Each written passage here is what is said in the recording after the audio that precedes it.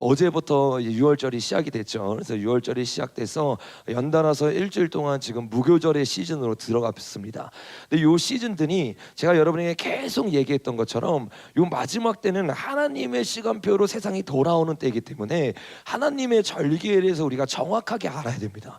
실제로 이 절기대로 모든 게 일어났죠. 첫 번째 6월절, 그다음에 무교절, 초실절, 그다음 뭐예요, 여러분? 오순절까지 하나님이 말씀한 그 시간표에 그대로 예수님이 초림하셔서 모든 예언을 100% 이루셨어요. 예수님 뭐라고 말씀하시냐? 나팔 불 때 여러분 어떻게 된대요? 예수님이 다시 오실 줄로 믿습니다. 우리 옆에 있는 사람 인사해 봅시다. 나팔 불 때 변화됩시다. 여러분 나팔 불 때 어떻게 된다고요? 변화돼요. 그래서 고린도 후서에 보면, 전서에 보면 하나님의 마지막 나팔이 부러질 때 호련히 우리의 몸이 어떻게 된대요? 변화되기 시작해요. 그러니까 진짜로 하나님의 말씀을 깨닫는 자들은 다시 한번 하나님의 시간표가 움직였구나. 근데 그 시간표가 잠깐 멈춰 있었어요. 다니엘 9장에서 이야기한 것처럼 장차 한 왕이 일어나기 전까지, 이 왕은 예수님이 아니라 적그리스도입니다. 그러니까 적그리스도의 나라가 일어날 때까지 하나님의 나라의 시간표가 잠깐 멈춰 있는 거예요. 근데 요 일이 마태복음 24장에서 말한 것처럼 무화과 나무에 피피면서 이스라엘이 탄생하기 시작했어요. 그때부터 다시 한번 뭐가 시작된 거예요? 하나님의 시간표가 움직이기 시작한 거야. 그래서 이 하나님의 시간표에 대한 이해가 있는 사람은 지금부터 하나님의 시간표가 다시 한번 돌아가기 때문에 요 7대 절기 때마다 주님의 놀라운 일이 일어나겠구나라는 것을 알고 있어야 돼. 실제로 역사를 살펴봐도 우리가 예전에 나눴던 것처럼 아부월 9일에 어떤 일이 있었어요? 하나님의 진노가 일어났던 것을 역대상하에서 기록한 것처럼 실제적으로 이 성경 시대가 끝나고 난 지금 이 시대 가운데서도 아부월 9일 때마다 놀라운 하나님의 역사가 일어나요. 진노가 임하기 시작하고 심판이 일어난 걸 우리가 역사를 통해 살펴봤어요. 아부월 9일도 그런데 하물며 하나님이 성경에 기록해 놓은 이 시간표는요 얼마나 중요하겠어요. 그래서 특별히 25년이 되면서 기근의 때는 우리가 들어간다고 이야기를 나눴어요. 이 기근의 때는 첫 번째, 두 번째 인도 너무 중요하지만 세 번째 인이 떼지는 기근부터 적그리스도가 나타날 때까지는 사실은 한 시간표로 쭉 간다고 얘기했어요. 그래서 전염병이 일어나는 것도, 전염병 뒤에 전쟁이 일어나는 것도 다 기근과 맞물려 있습니다. 그래서 지금부터 어려워지는 이 시기가 여러분 좋아진다고 했어요? 점점 어려워진다고 했어요? 점점 어려워져요. 점점 더. 그러니까 요 점점점 어려워지는 이 시기 때 주님이 이 시기를 예표로 보여준 게 한번 따라해볼까요? 그것이 바로 출애굽이다. 여러분 출애굽기 때만큼 어려웠을 때가 없습니다. 그때가 가장 기근의 때였고 하나님의 교회가 살기 힘든 때가 바로 애굽이 왕으로 통치하고 있었던 때예요. 그 통치 가운데 통치권을 잃지 않기 위해서 똑같은 짓을 하죠. 어떤 짓을 해요? 창세기 10장에서 그랬던 것처럼 바벨탑을 세우는 일을 출애굽기 1장에서도 그대로 하기 시작합니다.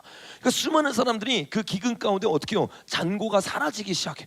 더 이상 먹을 돈이 없어. 그러니까 수많은 사람들이 그 돈을 찾기 위해서 세상에 빠져있는 시즌, 그게 바로 기근의 시즌이에요. 근데 이 기근의 시즌 가운데 주님이 남은 자들을 부르기 시작합니다. 그리고 그 남은 자들을 불러서 뭘 하기 시작하느냐? 한번 따라해볼까요? 남은 자를 불러 예배하기 시작합니다. 여러분 남은 자들의 목적이 뭐라고요? 예배하는 거야. 그 출애굽기에서 주님이 그들을 불러가지고 뭐하냐? 너희 예배하는 족속이야. 다시 한번 예배드려야 돼. 그들을 깨우기 시작하고 모세의 영을 통해 그들의 심령을 노크하기 시작해. 그래서 실제로 그들이 하나님의 말씀을 붙잡고 출애굽하기 시작하는데 이 출애굽의 은혜는 이스라엘의 능력에서 나오는 게 아니에요. 어떤 능력이었어요, 여러분? 6월절 어린 양의 피의 능력이었어요. 그래서 이 마지막 때를 깨닫고 하나님의 시간표를 아는 자는 지금 이 시간표가 어떻게 돌아가는지를 깨닫고 내 힘으로 이길 수 있어요, 없어요? 못 이겨요. 여러분 원래 복음이 그거예요. 내 힘으로 죄를 이길 수 있어요, 없어요? 없어요. 그냥 예수에만 못 이기는 게 아니라 우리는 우리 앞에 놓여있는 돈의 유혹, 음란의 유혹, 시기 질투의 유혹 못 이겨요. 우리가 이것을 이기기 위해서는 6월절 어린 양의 피를 경험해야 될 줄로 믿습니다. 이 피를 경험할 때 이 마지막 때 개인의 역사에 돌파가 일어나는 거야. 가정의 역사 가운데 돌파가 일어나고 정말 한국교회가 깨닫고 6월절로 돌아가면 주님이 대한민국 살리게 될 줄로 믿습니다. 그래서 오늘은 이 6월절이 왜 우리에게 필요한가? 얼마나 이 세상이 더 이상은 내 힘으로 이길 수 없는가? 한국 교회의 수많은 인력으로 이길 수 없는가? 요거를 먼저 나누고 이 6월절이 왜 필요한지에 대해서 좀 구체적으로 오늘 나누는 시간을 가지려고 합니다. 우리가 계속 3개월 동안 나눴던 것처럼 지금 세상에서 일어나고 있는 모든 일들은 더 이상 사람의 손으로 어찌할 수 없을 만큼 큰 세력에 의해서 돌아가고 있어요. 근데 이 일이 사실 굉장히 오래됐다고 했죠. 성경을 아는 사람은 창세기 10장 때부터 지금까지 그 일들이 계속 지속되어 왔어요. 그 일이 멈춘 게 아닙니다. 계속 시간이 지날수록 점진적으로 커지기 시작하는 거야. 구체적으로는 1539년에 우리가 나눴던 것처럼 예수회가 만들어지고 그때부터 지금까지 약 500여 년이 지났잖아요. 이 500여 년 동안 이 세력들이 전 세계를 장악할 수 있는 정보력을 가지고 세계 각국에 침투해 있어요. 근데 이 침투가 처음에는 프랑스로 들어갔다가, 그렇죠? 프랑스를 장악해 왔더니 그 다음에 대단한 나라가 될 나라가 어떤 나라였어요, 여러분? 미국이란 말이에요. 그래서 프랑스가 우리가 나눈 것처럼 무엇을 선물로 줬다고 했죠, 여러분? 음료 동상을 선물로 주기 시작했어요. 그리고 그 음료 동상이 지금 뉴욕이라고 하는 미국의 핵심 도시 가운데 딱 세워져 있습니다. 이건 뭘 말하는 거예요? 미국이라는 땅을 아주 오래전부터 하나님이 사용하려고 하는 땅이기 때문에, 여러분 알고기 뿌릴 때 가라지가 같이 뿌려져요, 안 뿌려져요? 같이 뿌려지는 거예요. 그래서 1776년에 성경에 손을 얹고 미국이 태어날 때 동시에 일루미나티 세력이 그 안에 들어가기 시작했어요. 요 세력이 굉장히 오래되니까 수많은 대통령이 하나님께 성령 충만을 받고 그 자리에 올라가요. 그래서 목숨 걸고 이 미국을 개혁하려고 할 때마다 총상이 일어났어요, 안 일어났어요? 일어났어요. 암살이 일어나고 총상을 맞고 사람들이 죽기 시작합니다. 대표적인 사람이 링컨이라고 했어요. 하나님께 깨어있던 수많은 사람들이 이렇게 위협을 받고 실제적으로 죽기도 합니다. 근데 이 일이 역사에만 일어나는 일이 아니에요. 지금도 마찬가지입니다. 실제로 일루미나티 세력이 가장 보진되어 있는 것이 뉴욕인데, 그 뉴욕에 있는 이 시장이 일루미나티를 배신했습니다. 그러니까 어떻게 돼요? 바로 죄를 물기 시작하고 그 죄 때문에 죽을 위기에 놓였습니다. 근데 트럼프가 되고 나서 다행히 우리랑 반대로 진실된 사람들이 무죄를 받기 시작한 일들이 미국에서는 일어나고 있어요. 그래서 그 사람이 무죄를 받고 인터뷰를 합니다. 다음 장에 보니까 이게 그 인터뷰인데, 이 에릭 아담스라고 하는 사람이 방금 말한 것처럼 원래는 민주당 소속이었고 일루미나티 소속이었는데, 여기서 벗어나니까 누명을 씌우기 시작하는 거야. 그 누명이 씌우고 무죄가 되고 나서 그가 이렇게 말합니다. 뉴욕 전 시장 에릭 아담스는 연방 부패 혐의에서 벗어난 직후 공개적으로 딥스테이트의 존재를 인정했습니다. 이게 음모론이 아니라 실제로 미국에서는 시장이 뭘 말하기 시작해요? 딥스테이트를 얘기하기 시작하는 거야. 이 흑암 어둠의 세력이 실제로 있고 미국을 장악하려고 한다. 그가 이걸 말하면서 한 가지 책을 소개합니다. 다음 장에 보니까 그 책이 우리가 계속 나눴던 캐시 파텔이라고 하는 사람이 딥스테이트에 대한 책을 썼다고 했잖아요. 근데 자기가 감옥에 갇혀 있고 이 혐의를 받는 동안 이 책을 읽어봤더니 실제적으로 내가 당한 일과 그대로 똑같다는 거야. 그래서 시장이 무죄를 받고 나와가지고 이재명처럼 잘못된 사람이 우리는 막 인터뷰하잖아요. 근데 미국은 지금 이런 사람이 딱 나와서 인터뷰하면서 그 어둠의 세력과 우리가 싸워야 된다라고 말하면서 그 세력들을 막 드러내기 시작하는 거야. 그 미국은 지금 이 예수의 세력과 가장 최전방에서 싸우고 있고, 제가 여러분에게 말한 것처럼 트럼프가 성경에 나오는 고레스처럼 지금 일을 하고 있다고 했어요. 근데 고레스가 어떤 사람인지 제가 여러분에게 이야기를 드렸죠. 초창기 때는 고레스가 하나님 편에 섭니다. 그래서 하나님의 일을 하면서 이 예수의 세력들을 무너뜨리기 위해서 지금 싸우고 있는 시즌 가운데 트럼프가 있는 거예요. 근데 이 시즌 가운데 트럼프가 가장 먼저 바꾼 게 뭐라고 했어요? 정보국을 바꾸기 시작한 거예요. 왜? CIA, FBI 여기가 다 예수의 모든 돈줄의 사건들을 알고 있으면서도 눈 감아주기 시작하는 거야. 그러니까 사건 조사를 해요, 안 해요? 안 합니다, 여러분. 기밀문서가 있는데 기밀문서 달라고 했더니 다 바깥을 내놔. 못 보게 하는 거예요. 어떤 사람이 가입되어 있는지, 또 어떤 사람이 죄를 지었는지. 이게 그동안 FBI가 해왔던 일이기 때문에 우리가 아는 것처럼 트럼프가 대통령이 딱 되자마자 저 시장이 들고 있는 책의 저자인 캐시 파텔이 뭐가 됐어요, 여러분? FBI의 국장이 됐어요. 그러니까 그때부터 계속해서 기밀들이 막 드러나기 시작하니까 이들의 돈줄을 끊기 위해서 FBI가 본격적 수사를 하기 시작합니다. 그러니까 이 수사가 들어가니까 트럼프가 되자마자 가장 먼저 뭐가 깨져요, 여러분? 마약 카르텔이 깨지기 시작해요. 그 멕시코에 있었던 모든 마약 카르텔이 다 어떻게 돼요? 뉴스에서 본 것처럼 삭발하고 다 쫓겨나가기 시작합니다. 베네수엘라도 엄청 쳤죠. 왜? 거기서부터 마약이 들어오니까. 이 마약의 위험성을 정확하게 알고 있고, 단순히 위험하기만 한 게 아니라 이것을 통해서 어마어마한 돈이 어떻게 해요? 미국에서 예수의 나라로 흘러가고 있는 거야. 이게 보이지 않는 돈이잖아요. 세금이 없는 돈이잖아요. 요 돈을 사서 다 탈세하기 시작하고 다 어떻게 해요? 돈을 빼가기 시작하면서 예수의 배를 불리고 있는 거야. 요 일이 멕시코가 딱 막힐 거를 알고 있으니까 트럼프가 되기 바로 1월 전인 1월 말이잖아요. 1월 말에 어떻게 해요? 트럼프 원래는 멕시코에서 미국으로 직통으로 보냈던 마약의 양을 바로 우회해서 중국으로 보내고 대한민국으로 보냈어요. 그래서 우리가 금요일에 나눴던 것처럼 다음 장면에 한번 보시면 코카인이 발견되는데 얼마 분량이래요, 여러분? 1조 원 분량. 이게 여러분 우리나라 역사상 단 한 번도 없었던 분량입니다. 이 분량 금요일에 나눈 것처럼 한 사람이 1인분씩 맞으면 6,700만 명에게 할 수 있는 어마어마한 양이에요. 그러니까 이게 당연히 우리나라에만 들어오려고 들어온 게 아닙니다. 우리나라를 중국이 속국 삼아서 뭐 하고 싶은 거예요? 마약 수출국으로 만들고 싶은 거예요. 그래서 여러분 6월 3일날 우리가 이 싸움에서 만약 진다, 그럼 대한민국은요, 대한민국 모든 사람들이 당연히 마약에 쩌들기 시작하고, 버닝썬 사건 봤죠? 마약에 쩌든 사람 어떻게 해요? 뒤로 묶어놓고 그거를 가지고 농락하면서 웃는 사람들, 이거 다 예수의 세력들이거든요. 그 금요일날 나는 것처럼 중국이 들어와서 부동산 사기 시작합니다. 학교에 들어가기 시작합니다. 공자 학교를 아시아에서 최대 규모가 대한민국에 있어요. 마라탕이 갑자기 유행하기 시작해요. 금요일날 나눴잖아요. 우리가 미국의 스파이를 봤더니 뭐 하고 있었어요, 여러분? 마라탕 장사하고 있었어요, 여러분.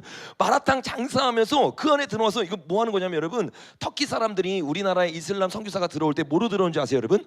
뭐로 들어와 이거? 아이스크림으로 들어오잖아요. 그 아이스크림 하는 사람들 다 선교사입니다, 여러분. 지원받아서 들어오는 거예요. 그것처럼 마라탕으로 속여서 들어가서 문화 영역으로 들어가고, 한류처럼 그 중국 음식으로 들어가서 사람들을 속이고 정보를 다 빼앗고 있는 거야. 이런 일들이 일어나고 있는 가장 극심한 나라가 바로 대한민국입니다. 그래서 6월 3일날 우리가 이 대선에서 진다, 그럼 여러분 우리나라는요 더 이상 희망이 없어요. 다음 세대를, 여기 앉아있는 세대를, 여기 있는 세대를 제외한 대부분은요 마약에 노출됩니다. 마약이 뭐예요, 여러분? 한번 따라해볼까요? 마약은 귀신의 문을 여는 통로이다. 여러분, 마약은요 귀신의 문을 여는 통로예요. 실제적으로 우리가 성령에 충만하기 시작하면 눈이 열리고 환상이 보여요. 환상, 나중에 우리가 지금 교회를 세우는 영역에 있어서 오늘은 한 주 밀렸지만 나누다 보면 계시의 영역에 보면 환상이라는 게 심상이 있고 실제로 열린 환상이라는 게 있어요. 그 열린 환상을 본 사람들이 성경에 굉장히 많이 나오죠. 근데 그 환상이 실제적으로 보이는 게 영적 세계인데, 이 세계를 악마의 힘을 빌려서 강제로 여는 게 마약입니다. 그래서 여러분, 할리우드에서 영감을 받는 사람들 중에 대부분의 사람들은요 마약을 합니다. 왜? 마약을 할 때 환각 증세가 있어요. 마약을 할 때 사단이 주는 영감이 실제적으로 직통으로 들어와 버린 거야. 근데 이런 일이 대한민국에서 실제로 일어난다. 이게 뭐예요? 계시록 18장에서 예언하고 있는 것처럼 바벨론의 성이 완성되어서 귀신이 왔다 갔다 하는 처소가 되는 거야. 여러분, 절대로 우리가 이 마약과의 전쟁에서 지면 안 될 줄로 믿습니다. 사실 이번에 트럼프가 되고 나서 이 대한민국이 마약 천국이 될 뻔했는데, 왜? 우리 윤석열 대통령은 탄핵되고 민주당이 완전히 장악해버렸잖아요. 근데 민주당이 여러분 마약에 대해서 검사해요, 안 해요? 안 합니다. 수사해요, 안 해요? 안 합니다. 수사비 다 깎아버렸어요. 그래서 이번에 2톤 넘는 이 마약이 들어왔을 때 우리나라 발견 못했어요. 근데 누가 발견했다고 했어요? 금요일에 아는 것처럼 FBI가 발견했어요. 그래서 알려준 거. 지금 예수의 세력들이 이런 일을 하고 있다. 멕시코가 막혀서 이제 수많은 마약이 한국으로 들어오고 있다. 그래서 이것과 치열하게 싸우면서 중국과, 사실은 중국 뒤에 있는 예수의 세력들과 화폐 전쟁을 하고 있는 거야. 그래서 이 화폐 전쟁이 어떻게 일어나는지 우리가 자세히 나눴었는데, 다음 장면에 보니까 마약뿐만 아니라 그가 사용하는 또 다른 도구가 뭐였어요, 여러분? 주사였죠, 주사. 그래서 USAID가 미국에 있는 돈을 중국에게 보내고 또 예수의 세력에게 이게 다시 한번 들어가기 위해서 미국 기업과 누가 연동하기 시작해요? 시진핑이 연동하고 함께하기 시작해요. 예전에 제가 애니메이션에서 여러분에게 본 것처럼 중국에서 이 수많은 이상한 일들이 일어날 때 그 뒷배우가 누구였어요, 여러분? 미국 기업이었단 말이에요. 이 말을 잘 기억해야 돼요. 왜 미국 기업이 계속해서 트럼프가 아니라 중국 편에 붙는지, 대다수가 지금 예수의 편에 편에 묶여 있는 거야. 그럼 나중에 자세히 나누겠지만 예수의 편에 묶여 있는 이 기업들이 나중에 적그리스도의 편으로 다시 돌아옵니다. 왜냐하면 그들은 저번 주에도 말한 것처럼 가치관 전쟁이 아니라 누가 승자이냐를 보고 있기 때문에 이게 나중엔 다 돌아올 거예요. 근데 지금은 이거를 재면서 뒤에서 왔다 갔다 하고 있는 거죠. 그러면서 그동안 그들이 이것을 통해서 마약을 통해서 그리고 주사를 통해서, 주사가 뭐예요 여러분? 수많은 사람 죽이는 겁니다. 마약이 뭐예요? 수많은 사람 죽이는 거예요. 사람이 죽는 거 상관없어요. 인구 감축되는 거 상관없어요. 그들은 그거를 통해 돈을 벌고 오히려 인구 감축되면 땡큐야. 왜? 통제하기 쉬우니까. 그들은 5억 명까지 사람을 감축시키려고 하는 것이 그들의 계획입니다. 이 계획을 알고 있는 사람들이 계속해서 이 다음에 또 다른 생물학 공격이 있는 것을 성경이 예언하고 있지만 그들도 알고 있습니다. 그래서 어떻게 해요? 이거를 막기 위해서 계속 그 프레임을 깨고 있는 거예요. 다음 장면에 보면 트럼프 편에 있는 이 케네디가 뭐라고 말해요? 주사가 자폐증을 유발한다. 사실은 이거 치유하는 게 아니라 이거 말도 안 되는 거다. 어떻게 몇 개월 만에 공식 승인을 받고 수많은 사람들에게 다 맞출 수 있냐. 이거 맞아서 지금 어떻게 돼요 여러분? 유산이 일어나요. 임신이 안 돼요. 임신이 여러분 우리나라에 보세요. 우리나라 가장 많이 많은 나라 중에 하나거든요. 점점 줄고 있어요. 인구가 감축되고 있어요. 가장 많이 맞은 이 나라에 대해서 일론 머스크도 마찬가지예요. 얼마 전에 보니까 구독자 2,300명 되는 유튜버가 뭐라고 말하냐, 이 대한민국이 인구 감축으로 가장 위기인 나라는 거야. 나라가 점점 사라지기 시작하고 인구가 사라져요. 근데 우리나라 인구는 안 사라질 거예요. 왜 그런지 아세요 여러분? 사라진 만큼 누가 채워줘요? 중국인들이 채워줘요. 중국인들이 그 위에 있고 우리는 그 밑에서 노예짓 하기 위해서 이런 일들이 실제적으로 일어난단 말이에요. 사실은 중국 사람이 아니에요 여러분. 우리나라를 허브로 삼은 거는 중국을 이용하고 있는 예수의 세력이기 때문에 그 나라 세력들이 드러나서 우리나라를 분명히 장악하려고 하는 거예요. 그러니까 이런 일들이 아주 구체적으로 일어나고 있는 것을 막기 위해서 트럼프가 실제적으로 하는 게 행정명령이라고 했죠. 그래서 첫 주 2주 만에 300개의 행정명령을 하면서 마약을 막고 주사했던 그 모든 거, 거기에 13,000명이 사람이 있었는데 어떻게 해요? 290 몇 명으로 다 줄여버리잖아요. 다 없애버리면서 뭐 하는 거예요? 예수의 돈줄을 하나씩 끊기 시작하는 거야. 이것에 대해서 트럼프가 비행기에서 이렇게 인터뷰를 했어요. 다음 장에 보니까 우리의 부는 어디로 넘어갔대요 여러분? 중국으로, 유럽으로, 다른 나라로 빠져나가고 있다. 근데 이 모든 거를 사실 다 알고 있었는데 그런데도 워싱턴에 누가 여러분? 엘리트들이 침묵하는 거야. 왜냐? 그들이 그 시스템의 일부였기 때문이다 라고 얘기하는 거야.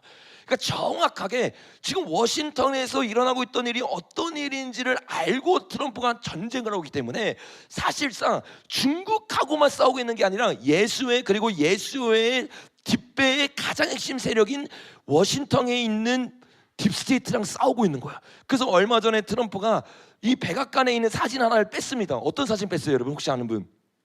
네, 오바마의 사진을 딱 뺐죠. 그리고 그 자리에 자기가 총살에서 죽을 뻔했다가 파이트한 그 사진을 딱 걸어놓습니다. 그러니까 정확하게 뭘 지우고 있는 거예요? 미국의 민주당의 핵심은 오바마입니다. 오바마로부터 모든 게 시작됐어요. 그 오바마를 지우기 시작하고 새로운 권력을 만들어서 미국 중심주의, 주일날 나는 저번 주 주일날 나는 것처럼 이스라엘과 미국 중심주의로 세계를 구축하고 있는 겁니다. 그래서 간세 전쟁을 통해서 뭐 하고 있었던 거예요, 여러분? 누구 편에 설 거냐? 1월부터 계속해서 시간을 줬다가 이번에도 계속 들었다 놨다 하면서 이 전쟁을 하면서 지난 주일에 나눴던 것처럼 10% 이상의 대부분의 나라들이 어떤 나라예요?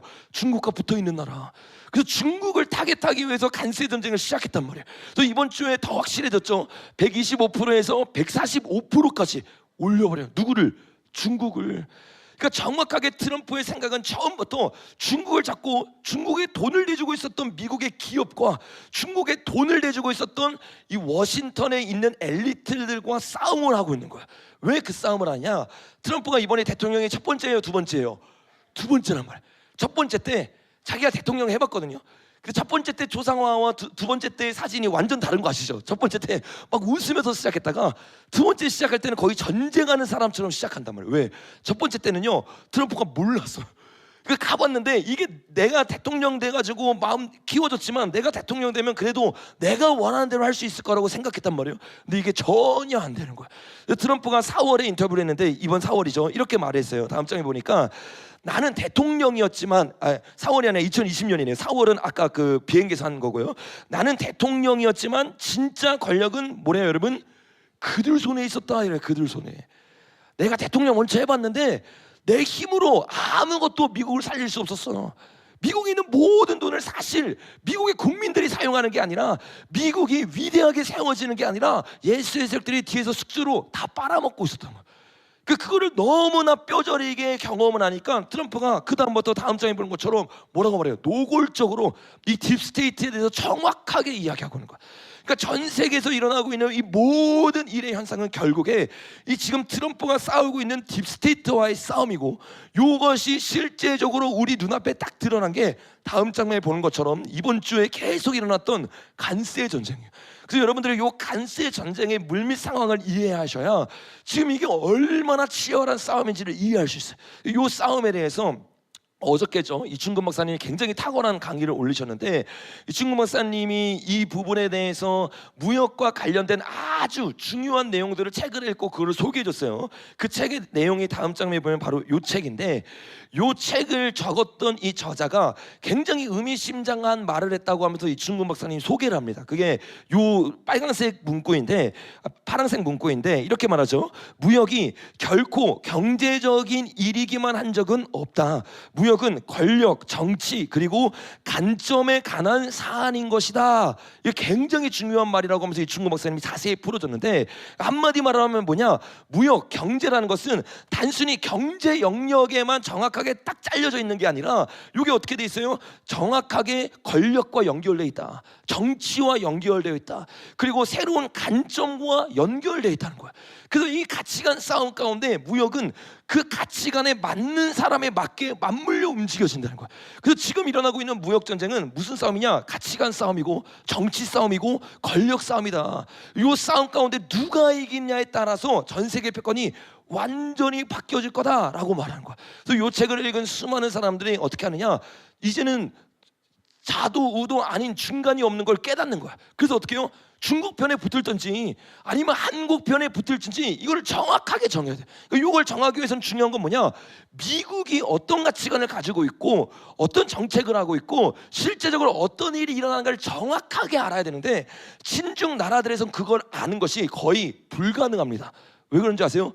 눈과 귀를 담당하는 언론이요, 말도 안 되는 프레임으로 계속 집어넣기 시작합니다. 그러면서 여러분, 지금 우리가 미국 편에 써야 이긴다고 성경도 말하고 있고 실제적 국제 정치도 말하고 있는데, 오히려 반대로 우리나라 MBC는 여러분, 우리나라 언론이 아니에요. 여러분, 중국을 막 도와줘, 중국을 찬양해, 중국이 막 이길 거고 중국 힘내라라고 말하고 있어. 근데 여러분, 수많은 20대 30대들이 깨어나니까 여러분 댓글은요 다 너 중국 가서 하라 그래요. 중국 가서. 아니 MBC가 이게 여러분 우리나라 방송이 아닙니다. 더 이상 여러분 깨달으시길 예수님의 이름으로 축복합니다. 그러니까 거짓 선지자 노릇하면서 눈과 귀를 막고 받아가요. 어떻게? 믿음은 어디서 나와요? 들음에서 나오는데, 잘못된 걸 계속 들으니까 야, 지금 트럼프 편에 있으면 죽겠는데, 지금 미국과 함께하면 우리나라 고립되겠는데, 이런 두려움을 막 심어주는 거야. 근데 여러분, MBC만 그런 게 아니에요. 너도 나도 할 것 없이 탄핵에 대고 나서부터 바로 언론들만큼 비겁한 게 없어요. 여러분, 진실을 외치는 게 아니라 바로 권력에 붙잖아요. 기업만큼 여러분 비겁한 게 없어요. 바로 중국 가버리잖아요. 이런 일을 언론들이 하면서 다음 장면에 보니까 트럼프가 3대 5판을 했다. 시장 물가 다 중국이 자기가 원하는 대로 간 게 아니라 반대로 가서 중국을 도와주고 있다라고 말하면서 지금 트럼프 큰일 났다, 윤석열 대통령은 탄핵된다, 이런 말도 안 되는 프레임을 막 내비고 있는 거야. 근데 실제로 미국 육수에 대해서 우리나라에 알려주는 많은 분들이 있습니다. 근데 그분 중에 한 분이 원용석 진실정치라고 하는 분이 있는데, 이분이 예전에 제가 그 그라운드 씨가 추천을 해가지고 그 부분을 이제 보면서 봤는데, 저랑 결이 맞는 분들이 굉장히 많더라고요. 이런 부정선거부터 시작해서 딥스테이트에 대해서 아주 실제적으로, 저는 종교적 영역에서 그걸 다루는데 그 사람은 기자의 영역으로 그거를 이제 다루기 시작하는 거예요. 그래서 그걸 보면서 제가 도움을 많이 받는데, 거기서 말하는 내용이 뭐냐? 실제적으로 우리나라 언론에서 말한 것처럼 트럼프의 지지율이 떨어졌냐? 아니에요. 여러분, 간세 이후 지지율이 더 올랐습니다. 그러니까 수많은 사람들이 여러분 지금 미국의 상황을 정확하게 모르는 거예요. 미국의 상황도 왜 제대로 알 수가 없어요? 미국의 언론이 다 좌익이에요. 여러분, 그 좌파들이 우리나라 좌파들에게 알려주고 그걸 그대로 기사화하는 겁니다. 그러니까 당연히 우리나라는요 지금 이 상황을 정확하게 판단할 수가 없는 거야. 여러분, 우리나라 언론들은 계속 윤석열 대통령 탄핵된 것처럼 트럼프 탄핵 탄핵에 대한 열기가 일어난다 하면서 그들이 막 나와서 집회하는 걸 보여줍니다. 근데 그 집회 다음 장에 보면 여러분 누가 나오는 줄 아세요? 똑같아요. 똑같아. 민노총 그리고 동성애 지지자들이 나오는 것처럼 여기도 똑같습니다. 왜 똑같아요 여러분? 우리나라 민노총 누가 만들었다고 했어요? 사울 알렌스키가 누구를 통해? 오바마를 통해 150만 명의 조직을 만든 것처럼 우리나라에도 그대로 그 결로 박원순이 만들었던 건 말이에요. 그러니까 그 사람들이 100만 명을 조직하니까 100만 명이면 여러분 러시아를 장악할 때 100명으로 나라를 장악했어요. 100만 명이 딱 나와보면 이게 뭐 같아요? 이게 대세인 것처럼 보이는 거예요. 이게 여론인 것처럼 보이는 거예요. 근데 오바마가 만든 조직이 150만 명입니다 여러분. 그 150만 명이 나와가지고 저렇게 막 하면서 동성애 듣고 노조의 깃발을 막 들고 있는데 우리나라 언론들은 저걸 찍어가지고 트럼프 탄핵된다, 트럼프 잘못된다, 우리나라에서 일어났던 그 일이 그대로 일어나고 있는 거예요. 여기 계속 세뇌되기 시작하면 우리나라 여론이 어떻게 되느냐? 중국 편에 붙어야 된다라는 말도 안 되는 결정을 할 수밖에 없는 거예요. 더 나아가서 설상가상으로 6월 3일 날 우리가 지잖아요. 바로 중국 편에 붙는 거예요 여러분. 이거는 진짜 위험한 전쟁이에요. 여기서 죽으면 여러분 좀 이따 나누겠지만 제가 계속 말했지만 이 경제 대전은 세계 대전으로 이어져요 안 이어져요? 이어집니다. 여러분 대한민국을 위해 기도해야 될 줄로 믿습니다. 우리는 이 여론에 속지 말고 통계를 봐야 되는데 다음 장면에 보면 실제적 통계를 보면 중국은요 미국에게 상대가 안 됩니다. G2 국가이지만 차이가 얼마큼 나냐면 3.6배 차이가 나요. 3.6배. 이 말은 무슨 말이냐면 지금 계속 치킨 게임 한다고 제가 얘기를 드렸잖아요. 덩치가 큰 사람이 같이 죽어보자 이러면 작은 사람들이 먼저 죽으면서 결국엔 미국이 승리할 거다라고 제가 주일에 얘기를 드렸는데 그 전쟁을 하는데 많은 사람들이 미국의 선전선동에 속아가지고 중국이 이길 것처럼 계속 말하는 거야. 근데 실제로는요 3.6배 차이기 때문에 미국이 한 번 힘들면 저쪽은 3.6배 힘듭니다. 근데 중국은 원래 이전부터 계속해서 경제가 파탄나고 있었어요. 박살나고 있었어요. 그러니까 절대로 중국이 이길 수 있는 싸움이 아닙니다. 근데 수많은 사람들이 계속 속이는 거예요. 실제로 여러분 트럼프 지지율만 올라가기만 하는 게 아니라 간세 전쟁 말하고 일주일 지났잖아요. 일주일 만에 어떤 일이 있었냐면 다음 장면 보시면 재무장관이 직접 말하는 건데 일주일도 안 돼서 70개국의 나라가 무역 협상을 하자고 연락해 왔다는 거야. 그러니까 정확하게 아는 거예요. 지금 어디에 줄을 서야 되는지. 근데 우리나라만 지금 계속해서 내각제 말하면서 친중 말하고 있는 거예요. 다른 나라들은 아무리 여론이 뭐라고 해도 이 전쟁은 미국이 이긴다. 왜? 공부 조금만 해본 사람은 다 아는 거예요. 이거 바로 트럼프에게 연락해서 협상을 하기 시작하고 자기의 나라가 살기 위한 방법을 구색하기 시작합니다. 여러분 요 일들이 얼마나 심각한 상황인지를 우리가 깨달아야 되는데 여기까지만 깨달아도 우리가 잘 깨닫는 거지만 더 중요한 것은 요 간세 전쟁을 통해서 트럼프가 진짜 얻고 싶은 게 있다고 했어요. 그게 우리가 지난 시간에 나눴던 네 가지라고 했는데 그 네 가지 가운데 또 한 가지가 더 있습니다. 5가지죠 총. 그게 뭐냐면 한번 따라해볼까요? 트럼프는 진짜 전쟁을 준비하고 있습니다.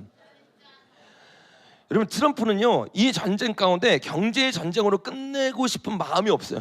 실제적으로 이 전쟁 가운데 승리하기 위해 준비하고 있습니다. 왜? 이 전쟁 가운데 지면 그들이 전쟁 일으킬 거 알고 있어요. 중국이 지금 전쟁 준비하고 있어요 안 하고 있어요? 하고 있어요. 그러니까 그 기밀을 우리도 아는데 여론을 통해서 언론을 통해서 우리도 아는데 트럼프가 모르겠어요. 당연히 아는 거예요. 그러니까 이 전쟁 뒤에 실제적으로 아주 큰 전쟁이 일어날 거를 성경에서 예언된 것처럼 지금 퍼즐처럼 맞춰지고 있는 거야. 그래서 중국만 준비하는 게 아니라 트럼프가 이 전쟁을 이기기 위해서 반드시 먼저 거쳐져야 되는 게 간세 전쟁인 걸 아는 거예요. 왜? 전쟁이 딱 일어나잖아요. 그러면 중국 편에 있던 사람들이 득달같이 일어나서 가장 먼저 뭘 하냐면 미국이 무기를 만들지 못하도록 다 잘라버립니다. 지금 미국의 무기를 만들고 수많은 걸 만드는 것들이 다 어디 있어요? 미국 안에 없어요. 다 바깥에 있습니다. 근데 그 바깥에 있는 그 나라들이 다 친중 세력들이에요. 그 나라들이 친중이 돼서 그쪽에 붙기 시작하면 더 이상 미국은요 무기를 만들지 못하니까 시간 싸움 가운데 중국이 버티기만 하면 미국이 져버리는 겁니다. 이러면 패권이 완전히 바뀌어지는 거예요. 그래서 다음 장면에 보면 간세 전쟁에 대한 인터뷰를 하면서 트럼프가 이렇게 말합니다. 미국에 반드시 있어야 하는 것이 있어요. 철강 공장이 없다면 전쟁을 할 수 없습니다. 전쟁이 날 경우 중국의 철강 공자들이 미국의 철강을 팔 것 같습니까? 안 판다는 거야. 그러니까 실제적으로 무기에 필요한 공장들이 있는데 이 공장들이 지금 미국에 하나도 없는 거야. 이 전쟁 가운데 만약에 실제적으로 간세 전쟁에서 그냥 전쟁으로 가버리면 미국은요 시간 싸움에서 밀리면 져버리는 거야. 그래서 간세를 통해서 어떻게 하는 거예요? 공장을 계속 어디로 집어넣고 있는 거예요? 미국으로 집어넣고 있는 거야. 이 싸움 가운데 끝나지 않는 싸움을 할 수 있고, 왜냐하면 이 전쟁이 굉장히 긴 전쟁이거든요. 전염병이 마지막으로 끝날 때쯤에 전쟁이 시작돼서 요 전쟁이 여러분 전 3년 반이 끝날 때까지 계속 크고 작은 전쟁이 계속 일어나요. 그 전 3년 반 때는 여러분 인류 3분의 1이 죽는, 그러니까 어마어마한 무기가 들어가는 전쟁이 일어나는데, 요 전쟁 가운데 감당하려면 어떻게 해요? 돈이 있어야 되고, 돈만 있으면 안 돼. 돈이 있는데 이 사람들이 돈 준다고 해도 안 한다고 하면 소용이 없잖아요. 그러니까 어떻게 하는 거예요? 공장을 계속 미국 안으로 집어넣으려고 하는 것이 트럼프가 계획하고 있는 일입니다. 근데 트럼프는 이 일을 하면서 가장 먼저 간세를 풀어줄 정망으로 보이는 나라가 있어요. 그 나라가 많은 전문가들이 뭐라고 말하냐면, 다음 장에 보니까 바로 다음 장면, 그게 바로 이스라엘이에요. 이스라엘. 그래서 이스라엘이 실제적으로 먼저 찾아갔는데, 이스라엘도 미국의 간세를 엄청 받고 있었어요. 그래서 미국 자동차가 이스라엘 갔을 때 83%의 간세를 붙였었어요. 미국은 계속 그렇게 돈을 뜯기고 있었던 겁니다. 이런 일이 있으니까 바로 이스라엘이 들어와가지고 우리 간세 없게 하겠다. 우리 0%의 간세로 동맹국을 이어가자라고 먼저 손을 내밉니다. 이 손을 내미니까 여러분, 이 부분에 대해서 많은 전문가들이 뭐라고 말하냐? 아마도 가장 먼저 0%가 될 나라 중에 하나가 이스라엘일 거다. 당연하죠. 이스라엘과 미국은 떨어질 수 없는 동맹국이면서 동시에 그 무기와 또 공장들이 세워질 때 어디에 같이 세울 거라고 했어요, 여러분?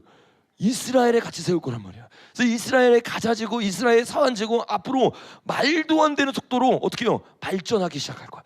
그 발전 가운데 새로운 일들이 일어날 것이라고 많은 전문가들이 이야기하고 있는 거예요. 여러분, 여기까지 들으니까 이제 전 세계가 지금 어떻게 돌아가는지 조금 더 자세히 다가오시죠. 자, 여기서부터 잘 들으셔야 됩니다. 이런 상황 가운데 미국이 있으니까, 미국이 이 전쟁 가운데 급률날 나는 것처럼 중국과 싸우고 전보전에서 앉기 위해서 자기 나라 사람들에게 어떤 명령을 내렸어요, 여러분? 중국 사람들과 성관계도 하지 마라. 중국 사람들이랑 연애도 하지 마라. 이거 실제 기사로 나온 거예요, 여러분. 왜? 그들이 미인계를 통해서 정보를 계속 빼가니까 이거 못하게 하는 거야. 실제적으로 다음 장면에 보니까 캐시페텔이 뭐라고 말했냐면, 미국이 중국을 이기고 예수회를 이길 수 있는 유일한 방법은 뭐냐? 중국의 제5열을 뿌리 뽑는 것이다. 40년 넘게 친중국 공산당 CCP가 중국인들이 미국의 비즈니스, 학계, 언론, 정부에 침투해왔다. 수백 개의 정목적인 친 CCP 중국계 미국인 단체들이 존재한다. 그 한국뿐만 아니라 미국도 40년 전부터 어마어마하게 넘어가, 1960년, 70년, 80년 넘어가면서 이 세력들의 계획대로 점진적으로, 그 당시가 말한 것처럼 그 진지전 가운데 미국과 대한민국을 장악하고 있는 거야. 그래서 실제적으로 유학생들을 쫓아내고 있고 그 세력들과 선을 긋고 있는데, 요거를 못하는 유일한 나라가 대한민국이에요. 여러분, 이미 넘어간 동남아시아 말고 안 넘어간 나라 중에 유일한 나라가 대한민국이에요. 그래서 대한민국은요, 이 세력이 가장 많이 7대 영역 가운데 들어왔는데, 놀랍게도 7대 영역 중에 제일 많이 들어온 곳이 어딘 줄 아세요? 종교계예요. 종교계. 이게 베트남에서 그런 일이 있었잖아요. 베트남에서 수많은 5만 명의 간첩이 있었는데 그 중에 제일 많은 게 종교계였어요. 지금 대한민국도 마찬가지예요. 이를 가장 앞장서고 가장 목소리 내는 거 종교인들이에요. 종교인. 신학생들을 가르치는 신학 교수가, 목회자들이 영혼들을 가르치는데 목회자가 그 말도 안 되는 말에 속아가지고 진중하기 시작해. 침묵하기 시작해. 여러분, 지금 대한민국의 76%가 아니라 90%라는 말까지 나오잖아요. 대부분의 사람들이, 여러분 1000만 명의 기독교인인데 우리 나와봤자 100만 명이잖아요. 그럼 뭐예요?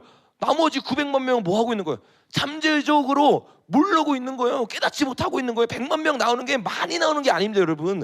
대한민국의 이 교회의 인원수를 생각해 본다면 대부분의 사람들이 아직도 왜 나와야 되는지 몰라요. 왜 목소리 내야 되는지 몰라.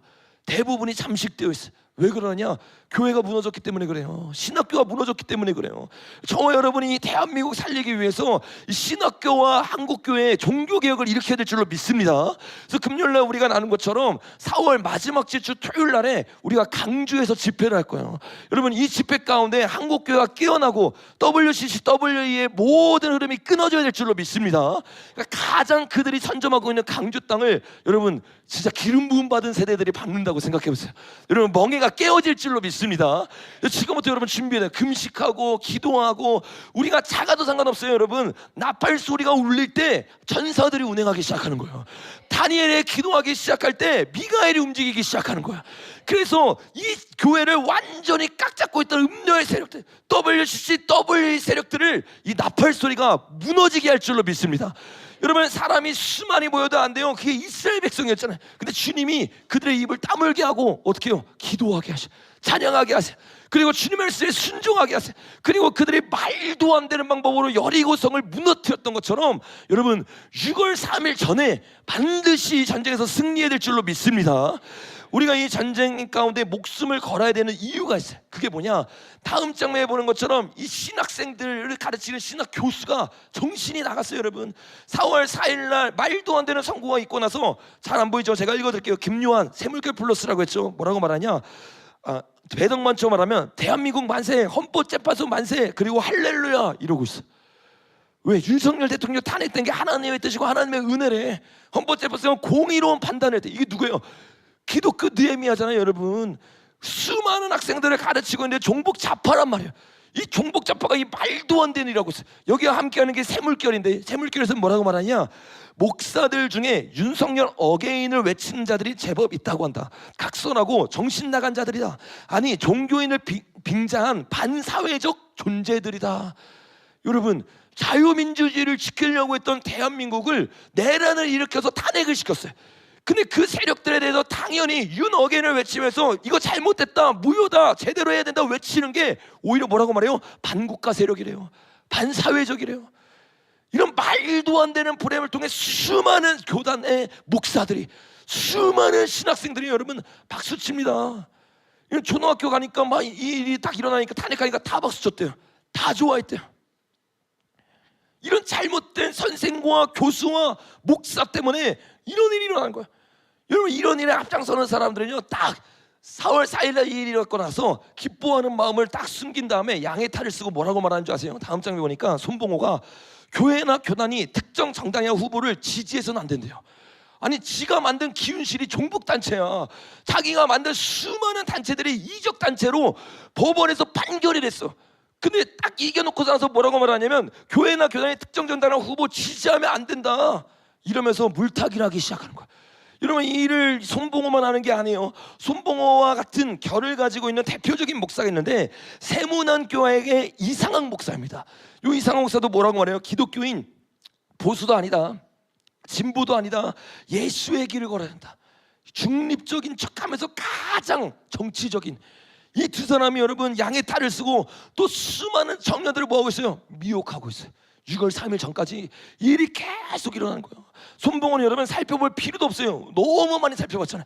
거기서 여러분 수업 전에 뭐를 해요? 찬양을 하는 게 아니라 수업 전에 김일성 찬가를 불러요. 여러분, 아니, 이런 사람들이 무슨 중립을 외쳐요? 손봉호가 만든 데 동안교회 또 뭐 두레교회 수많은 청년들이 갑니다. 그 청년들 왔으면 크리스천이면 찬양을 해야지 김일성 찬가를 부르고 시작하는 거예요. 여러분, 그리고 기도는 노동이래. 노동으로 해야 된다는 거야. 이런 말도 안 되는 헛소리들 하면서 수많은 청년들을 아직도 현재 진행으로 세뇌시키고 있어. 요 일을 앞장서는 대형 교회가 세문안교회인데, 요 교회가 여러분 굉장히 충격적이에요. 왜 충격적이냐? 자, 다음 장면에 보니까 우리가 나눴던 분당 우리 교회처럼 이 목사님도 신영복을 존경하고 신영복의 책인 나무야 나무야를 읽고 교인들에게 권장을 했어요. 이것만 보더라도 너무 충격적이거든요. 왜? 신영복이 누구예요, 여러분? 한번 따라해볼까요? 신영복은 간첩이다. 굉장히 순화해서 말한 건데 빨갱이 간첩이죠. 빨갱이 간첩. 그 완전히 간첩인데, 이 간첩을 대한민국의 목사라는 사람이, 자유를 사랑해야 되는 목사가 사람들에게 이 책을 추천하는 거야. 그리고 이게 문제가 되니까 이렇게 말해요. 사회주의가 왜 나쁘냐? 진보가 다 빨갱이고 공산주의자냐? 아니라는 거예요. 여러분, 다 괜찮다는 거예요. 신길교회도 똑같잖아요. 여러분, 민주당 지지해도 된다는 거예요. 그래도 성령 충만할 수 있다는 거예요. 이런 말도 안 되는 말을 하면서 수많은 사람들을 어떻게 해요? 미혹하고 있는 거예요. 실제로 이 목사님이 포항 제1교회에서 심호할 때 교인들에게 세월호 사건이 있었거든요. 촛불 집회에 나가봐야 된다라고 청년들을 권장했어요. 그러니까 이런 사람이 뭐라고 말하냐면 중립을 외쳐야 된다 이러고 있는 거예요. 앞에서는 중립만 하고 뒤에서는 다 뭐하고 있는 거예요? 촛불 집회 나가라, 간첩 빨갱이 책 읽어야 된다, 권장도서로 말하기 시작하는 거예요. 여러분 이런 일들이 있으니까 이게 엄청 문제가 됐어요. 그래서 다음 장에 보니까 그거에 대해서 항변을 하면서 목사가 이렇게 얘기하는 거예요. 세문화는 7대 목사 청빙 가정에서도 복음주의 신앙과 에큐메니칼 정신을 함께 가진 사람을 청빙 조건에 놓았는데 이는 통합교단의 신학과 맥을 같이 한다. 지금 이 목사가 하고 있는 이 일, 좌파적인 일과 에큐메니칼, 그러니까 WCC를 찬성하는 이런 일을 하거든요. 근데 그 일을 하는 게 아무렇지도 않대요. 왜? 원래 청빙할 때부터 복음주의와 에큐메니칼 정신을 함께 가진 자를 찾고 있었대요. 여러분, 복음과 종교 통합이 어떻게 함께해요? 복음과 에큐메니칼이 어떻게 함께해요? 근데 이런 사람을 뽑는데 왜? 통합의 길이 그 길이기 때문에. 여러분, 통합에 있는 목사님들 정신 차려야 돼요. 보수라고 말하고 WCC 반대한다고 말하면서 이런 사람이 통합을 장악하고 있는데 한마디도 안 해. 아, 우리 교단에 들어있으니까 내가 들어있는 거예요. 이런 말도 안 되는 변명을 하기 시작하면서 입 하나 뻥끗하지 않아요. 개인적으로만 종교통합 반대한다고 말하면서, 아니 동성애도 그러면 개인적으로만 반대하지, 동성애 반대할 땐 나와서 외치잖아요. 근데 종교통합이라는 민감한 주제를 말할 때, 수많은 사람들이 엮여있을 때, 나를 키워준 담임 목사가 엮여있을 때 말 못하는 거야. 여러분, 어떠한 인간관계보다 중요한 것은 하나님의 말씀일 줄로 믿습니다. 통합교단은 이미 섞여 있는 거예요. 이미 복음주의 신학과 에큐메니칼 신학이 함께할 수 있다는 말도 안 되는, 이게 뭐예요 여러분? 2014년에 직제일치를 했잖아요. 아, 우리는 복음주의인데 가톨릭과 우리는 하나요. 이게 뭐예요 여러분? 역사서에 자세히 보세요. 아와 백성이라고 했어요. 뭐 하는 줄 아세요? 하나님을 경외해요. 자기 입으로 하나님을 경외한대. 그리고 뭐 하는 줄 아세요? 우상 섬겨요. 입으로는 주님을 경외한다고 말하는데 사실상은 우상을 섬기고 있는 거야. 그리고 착각 가운데 빠져 있는 거야. 나는 주님을 경외하는데, 나는 주님을 예배하는데, 나는 주님을 사랑하는데. 여러분, 주님의 사랑에는 항상 공의와 회개가 있을 줄로 믿습니다. 그래서 우리가 이 4월 말에 강주에서 제대로 외칠 때 이 통합의 죄를 완전히 깨트릴 수 있도록 기도로 준비해야 될 줄로 믿습니다. 이 통합 가운데 있는 수많은 목사님 가운데 대표하는 이상한 목사는 다음 장면에 보니까 송영보 목사님의 글을 계속 찬양합니다. 페이스북에도 자기가 막 올린 거예요. 40 중반이 넘어 속절없이 세월만 보낸 듯한 유학 시절, 우연히 손을 잡아 읽은 선생님의 책에 나온 한 문장이 얼마나 질척된 듯한 학문과 신앙의 길에 새로운 희망을 불어넣어 주는지요. 평안히 가소서, 이러고 있어요. 이게 간첩했다는 말입니다. 자신의 신앙의 길을 세우는데 가장 도움을 준 분이 신현복이라는 거예요. 신현복, 여러분 기독교인인 거 아시죠? 기독교인, 진짜 교인, 진짜 예배자가 아니라 그냥 양의 탈을 쓰고 CCC에 들어가서 뭘 했어요? 이화여대에 들어가가지고 학생들 가르치면서 간첩질 했잖아요. 이 사람이 겉으로 봤을 때는 종교인이란 말이에요. 이 사람한테 뭐 하는 거예요? 영향을 받았습니다, 이러고 있는 거야. 여러분, 우리는 분별을 해야 될 줄로 믿습니다. 오늘 그 설교 엄청 짧습니다 여러분. 2주 전부터 계속 짧게 해달라는 수많은 요청이 있어서 오늘 장년부들 뒤에 모임이 있죠. 그래서 피곤하더라도 여러분 조금만 더 집중해서 들으세요. 진짜 제가 칼을 갈고 짧게 준비했어요. 원래 제가 PPT 90개 정도 이렇게 나누거든요. 근데 오늘 45개 가죠. 45개. 딱 반절인데, 반절이 될지 모르겠는데 어쨌든 PPT는 반절이야. 그래서 여러분들 집중해서 좀 들어보시죠. 굉장히 충격적인 이야기들이 많이 나와요.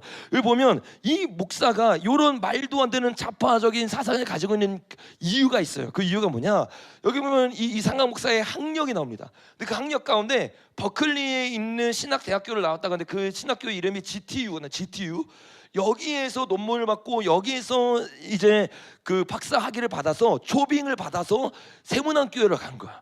근데 여러분, 이 GTU가 어떤 곳이냐? 다음 장에 보니까 GTU는 그냥 단순히 신학교만 배우는 게 아니라 여기에 뭐가 있냐면 천주교도 있고 침례교도 배우고 장로교도 배우고 그리스도 정교회, 예수회, 불교, 힌두교, 자이나교, 이슬람교에 대한 학과가 다 있어요. 그러니까 여러분, 신학교가 아닙니다. 여기 종교통합의 모임이에요. 종교통합 모임에 가가지고 거기서 훈련받고 박사학위를 딱 받아. 그래서 이 사람이 이제는 우리말을 들을 사람이니까 어떻게 해요? 대안교회에 꽂아 놓는 겁니다 여러분. 여기는 어떤 과도 있냐면 홈페이지를 보면 이 대학에는 게이와 레즈비언 연구센터도 있다. 그러니까 처음부터 완전히 동성애 좌파 이데올로기를 넘어서 어떤 과도 있어요 여러분? 예수회도 있어요. 예수회. 예수회에 대해서 배운단 말이에요. 실제로 여러분, 예수회가 장악하고 있는 학교에 수많은 글로벌리스트들이 키워집니다. 우리가 나눴던 대표적인 김삼하 목사님의 아들 누구예요, 여러분? 김원하 목사. 이런 사람들이 대표적으로 키워져서 어떻게 해요? 대형교회 꽂아시는 거야. 그리고 대형교회를 다 무너뜨리고 있는 거야. 실제로 세문안교회 이상학 목사가 여러분 논문을 제출해가지고 박사학위를 받는데 그 논문이 뭔지 아세요? 한의, 그러니까 한국의 한의로 구원받는다요. 이게 논문 주제예요, 여러분. 구원을 한국의 한이 뭔지 아시죠? 무당이 하는 그 한을 가지고 구원을 받는다는 거예요. 그러니까 여러분 정확하게 뭐랑 똑같아요, 여러분. WCC에서 조은재 드렸잖아요. 전영경이 수많은 한들을 불러왔잖아요. 그가 똑같은 일을 하는 사람이, 한 사람은 아직도 유니온 신학교에서 신학 교수를 하고 있고, 한 사람은 여전히 대형 교회에서 조직거리 하고 있는 거예요. 여러분, 어떤 정상적인 교수가 저런 말도 안 되는 논문을 들이대는데 통과시켜줘요? 저런 말도 안 되는 WCC와 종교 다원주의라는데 분노하지 않고 어떻게 학점을 줄 수 있어요? 그 교수부터 썩은 거야. 학교부터 썩은 거야. 그 수많은 신학생들이 제대로 교육을 받는 게 아니라 완전히 잘못된 가치관으로 점수제로 막 나아가기 시작해. 대형 교회 가면 성공한 줄 알아요. 여러분, 더 충격적인 건 뭔지 아세요? 다음 장면에 보면 이게 논문이에요. 근데 논문에서 그 논문을 통과시켜준 교수가 누구냐? 기독교 교수가 아니에요. 누군지 아세요? 예수의 교수예요. 예수의 교수. 이게 여러분 절대로 우연이 아니에요, 여러분. 지금 대한민국 가운데 수많은 예수의 세력으로부터 학력을 받고, 수많은 예수의 세력으로부터 돈을 받아서 정치 영역, 경제 영역, 그리고 가장 중요한 그들이 기도하고 그들이 살아나면 누구도 막을 수 없는 교회 가운데 침투시키는 거야. 잘못된 기도로 하늘에 올라가는 기도를 해야 되는데 귀신을 부르는 기도를 하는 거야. 하늘에 올라가는 방언을 해야 되는데 방언을 다 막아버리는 거예요. 그렇게 되니까 어떻게 돼요? 교회가 잠들어 버리는 거예요. 전통만 남아있는 거야. 예수님 시대 때 수많은 서기관과 바리새인이 전통만 남아있던 것처럼 지금의 대한민국은 전통만 남아있어요. 유전만 남아있어요. 수많은 사람들이 모이는데 진짜 기도, 진짜 성령의 충만 다 빠져버린 거야. 진짜 말씀이 아니라 잘못된 혼의 말씀, 잘못된 세상의 말씀, 하나님의 말씀이 없어요. 복음이 없어요. 그러니까 6월절에 피가 걷어지는 거야. 지금만큼 6월절을 보내야 되는 시즌이 없는데, 지금만큼 무교절을 준비해야 되는 시즌이 없는데 예수 그리스도의 피는 다 사라져버려. 예수 그리스도의 보혈, 예수 그리스도의 성령 다 사라져버려. 여러분, 한국교회 예수님의 보혈의 복음과 성령의 복음이 회복돼야 될 줄로 믿습니다.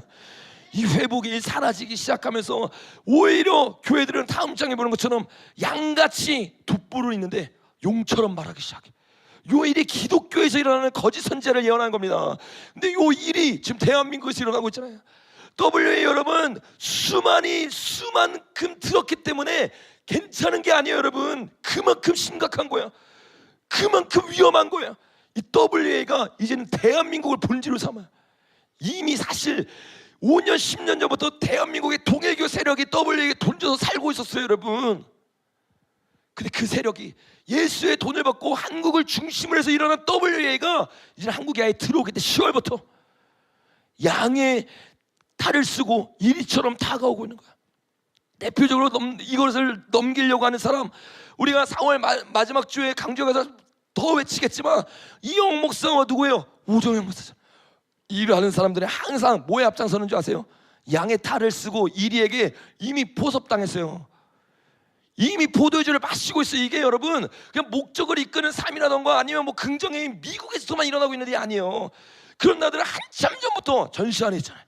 한참 전부터 복음이 빠져요. 그냥 긍정을 외쳐요. 이런 일이 지금 대한민국에서 그대로 일어나는 거야. 여러분, 대한민국에서 이 일 앞장서는 이영 목사가 뭐를 하느냐? 교황과 얼마나 친한 줄 아세요? 다음 장에 보니까 프란치스코 교황이 이영 목사는 진실한 지도자다. 뭐예요, 여러분?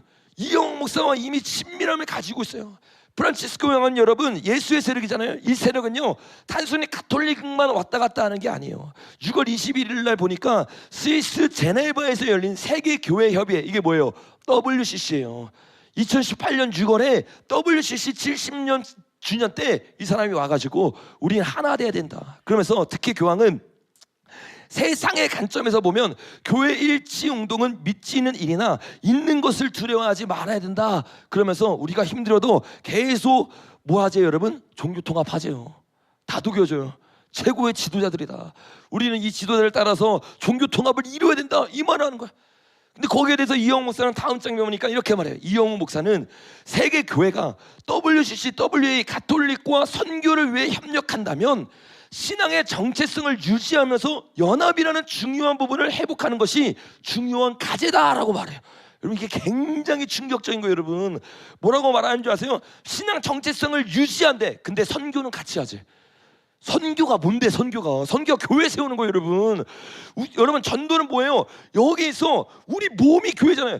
우리를 전도해서 여기에 교회를 세우는 거라면 선교는 저 나라의 교회를 세우는 거예요. 신앙은 다른데 교회는 같이 세우지. WCC랑 WEA와 심지어 가톨릭과 같이 선교를 위해서는 협력할 수 있다.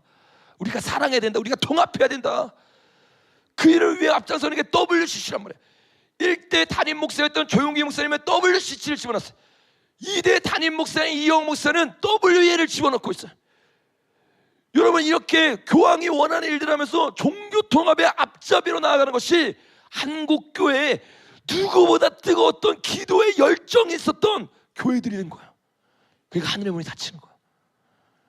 예배를 드려도 찬양을 해도 6월 3일에 이 충격적인 일이 일어나는 것을 막으려고 해도 막을 수가 없는 거예요. 기도의 방향이 향방 없이 가고 있는 거예요. 그들은 모여서 계속 기도합니다. 우리가 계속 나눴던 것처럼 다음 장면 보십시오. WA 서울 쪽에 성공을 위해서 기도해야 하는 거예요. 나라가 망하면 WA도 못한다. 나라가 사야 WA 할 수 있다. 지금 그 기도하고 있는 거예요. 여러분 뭐 때문에 심판이 일어나는지도 모르고 눈이 먼 거야. 계속 지금부터 10월까지 특별 새벽 기도를 하면서 계속 기도하는 거예요. 저 기도가 여러분 미가엘의 발목을 붙잡고 있는 거예요. 저 기도가 하늘의 문을 열려는 전사들의 발목을 잡고 있는 거예요. 여러분 반드시 6월 3일 전에 우리가 회개합당한 열매를 맺어서 10월에 열리는 WA가 지소되어야 될 줄로 믿습니다. 여러분 이 일이 일어나지 않으면 다음 장면에 보면 어떻게 돼요? 진짜 하나님의 사람들은 너희 세력으로 인한 교만으로 꺾이는 것처럼 급률난하는 것처럼 완전히 꺾여지는 거예요. 이제 기도 못합니다. 우리나라는 모이기만 하면 기도하는 나라였어요. 모이기만 하면 끝에 부르짖는 교회였어요. 근데 그런 교회가 이제는 기도 못하는 거예요. 이런 기도의 선물을 누가 줬어요 여러분? 영국에서부터 미국에서부터 우리에게 막 그 복음의 뜨거운 열정이 막 들어왔잖아요. 그래서 지금 여러분 예수에게 가장 먼저 넘어간 나라가 영국이잖아요. 영국 여러분 어떻게 된지 아시죠? 공동묘지예요. 공동묘지. 어제 뉴스가 나왔더라고요. 다음 장 보니까 뭐라고 말하냐, 이제는 부르짖거나 길거리에서 복음을 전한 게 아니라 길거리에서 침묵 기도하고 있었는데 잡혀갔어요. 근데 기도하는 모션만 버리고 크리스천이다 잡아가는 거예요. 이게 영국에서 실제적으로 일어나는 일이에요. 여러분 예수의 세력들을 완전히 장악하니까 그냥 기도의 기자도 보기 싫은 거예요. 부르짖을 때만 잡아가는 게 아니라, 부르짖을 때만 교회 문 닫는 게 아니라 침묵 기도를 할지라도 잡아가는 거예요. 우리나라가 친중 세력에 넘어가는 순간 더 이상 대한민국은 부르짖는 교회로 기억되지 않을 겁니다. 평양의 교회를 보세요. 더 이상 부르짖는 교회로 기억이 안 돼 있어요.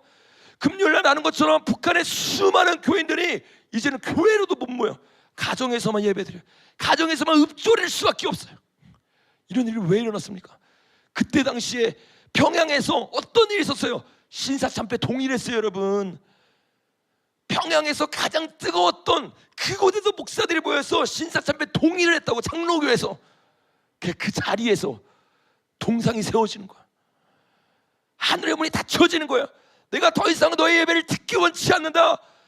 내가 더 이상 너의 기도를 듣기 원치 않는다. 70년 동안 황무해지는 거야. 왜? 다음 장면에 보는 것처럼 목사들이 음행의 포도주에 취하고 있는 거야. 돈에, 권력에, 명예에, 사람 수에 수많은 눈치를 보기 시작하면서 진리를 타협하기 시작해. 성령을 타협하기 시작해. 이 자리에 주인이 목사가 되어버렸어. 주님이 왕이시며 성령님이 운행하는 예배를 드려야 되는데 성령님의 자리는 없어요. 목사가 왕이 돼서 종교의 전유물이 되었어요. 왜 그렇습니까? 포도주가 기갈된 거야. 음료의 포도주로 채워지고 있는 거야. 세상의 기쁨을 똑같이 기뻐하기 시작하는 거예요. 여러분, 오늘날의 교회가 깨어날 수 있는 유일한 방법은 세상의 술에서 깨는 것일 줄로 믿습니다. 지금은 잠들어 있을 때가 아니에요. 그래서 나팔 소리가 필요한 거예요. 회개가 필요한 거예요. 지금 너희가 잠들어 있다. 너의 영이 죽어가고 있다. 여러분, 바울은요 계속 그걸 외쳤어요. 그래서 뭐라고 말하니까 음료의 술에서 취하지 말라. 깨라. 그리고 뭐라고 말해요? 한번 따라해볼까요? 오직 성령으로 충만함을 받으라. 아멘이십니까? 우리가 이 시대에 준비해낸 게 이 포도주란 말이야. 이 포도주를 마셔야지만 사단의 멍에를 뚫어낼 수 있는 기름 부음이 부어져요. 그래서 잠언에서 지혜의 신부들에게 이렇게 말한 거야. 예수님이 그의 집을 짓고 7기둥, 이 교회잖아요. 교회를 다듬고 짐승을 잡으며 포도주를 혼합하여 상을 갖추고, 예수님이 주는 포도주가요 오늘날 한국교회 가운데 기갈된 거야. 옛 포도주가 된 거야. 여러분, 진짜 포도주를 경험하길 예수님의 이름으로 축복합니다. 이 포도주를 마시려면 포도주에 대해서 우리가 제대로 이해해야 돼요. 왜냐면 뭔지 알고 마셔야 되잖아요. 뭔지 모르니까 못 마시는 거예요, 여러분. 근데 포도주를 보면 포도주를 뭐 하래요, 여러분? 혼합하여라고 말해요. 혼합하여. 근데 혼합이라는 단어가 우리가 통합을 너무 안 좋아하기 때문에 혼합하면 다 나쁜 거라고 생각해요. 근데 혼합이, 여기서 말하는 혼합은 나쁜 혼합이 아닙니다. 근데 포도주를 혼합하여 상을 차린다는 이 의미를 알려면 우리가 7대 절기를 정확하게 알아야 되는데, 그 중에서도 유월절을 정확하게 알아야 합니다. 유월절에 포도주를 마시거든요. 근데 그 포도주를 마실 때 포도주를 그냥 마시는 게 아니라 물로 희석합니다. 왜 희석하냐면 포도주를 우리가 아는 건 한 번 마시잖아요. 근데 원래 4번 마셔요. 근데 4잔 마시다 취하면 어떻게 돼요? 이러면 여러분 죄를 짓는 거기 때문에 실제적으로 포도주를 혼합합니다. 그러니까 여기서 말하는 포도주라는 건 뭘 말하는 거예요? 유월절의 은혜를 경험해야 된다, 이 말하고 있는 거예요.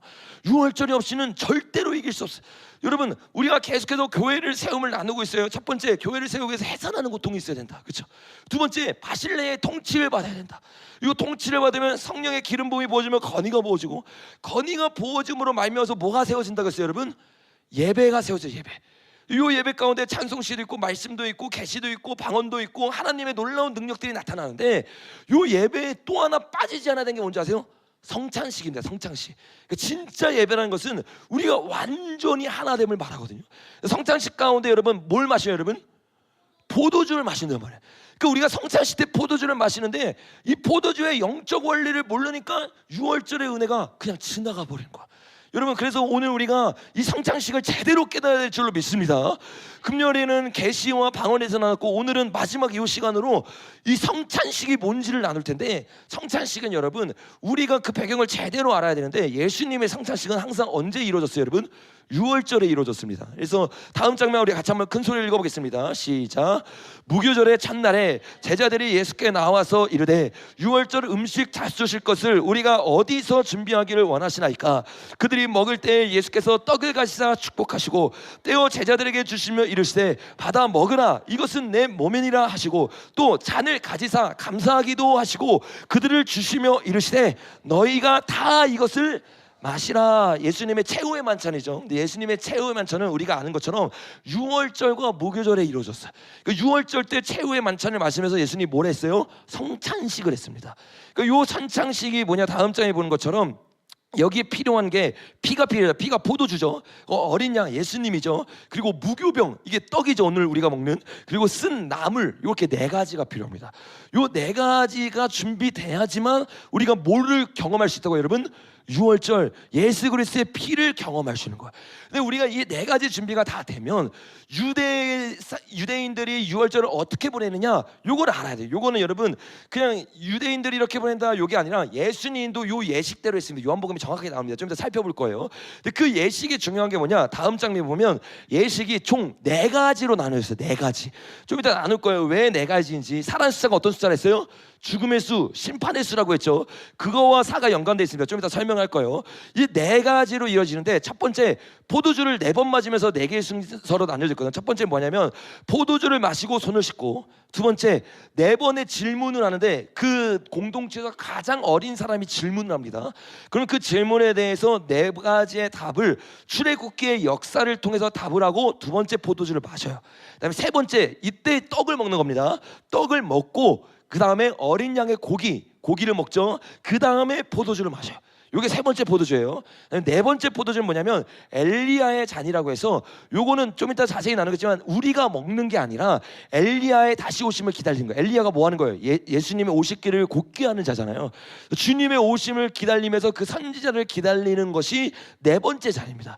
요렇게 네 가지의 잔으로 유월절이 이루어져 있어요. 우리는 유월절을 지킨다고 하면서 이 네 가지의 그림자에 담겨 있는 영적 의미를 모르니까 실제적으로 이게 준비가 안 되는 거야. 이 네 가지의 의미를 정확하게 지킨 분이 예수님입니다.